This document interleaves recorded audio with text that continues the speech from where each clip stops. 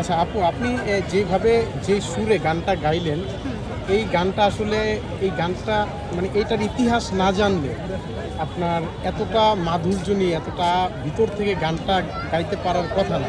তা আপনার কাছে জানতে চাই যে এই আজকের এই দিনটা সম্পর্কে আসলে আপনি কি জানেন? আজকের দিন হচ্ছে 52 ভাষা আন্দোলনে এতগুলো প্রাণের বিনিময়ে আমরা আমাদের ভাষার জন্য যুদ্ধ করেছি। মূলত এটা শুরু হয়েছিল 47-এর দেশভাগের মধ্য দিয়ে। তারপরে আমরা আমাদের দেশের ভাষার জন্য যে লড়াইটা, রফিক, সালাম, জব্বার, বরকত অনেকেই এর জন্য প্রাণ দিয়েছে।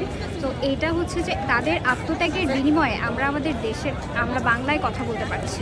আমরা কিন্তু বাঙালি, আমাদের বাংলাটাকে ধরে রাখতে হবে। এই যে আমরা মাঝে মধ্যে অনেকেই করে ফেলে যে বাংলার সাথে মিক্স করে বাংলিশ ভাষায় কথা বলে, তো এটা আসলে করা উচিত না। সবারই খেয়াল রাখা উচিত যে সম্পূর্ণ বাংলায় পরিশুদ্ধভাবে কথা বলতে চেষ্টা করা উচিত। যার জন্যই আজকের দিনটা, আজকে আমরা সবাই এখানে ফুল দিতে এসেছি। মোটামুটি সবাই এসেছে ফুল দেওয়ার জন্য, শহীদদের শ্রদ্ধা জানানোর জন্য। এই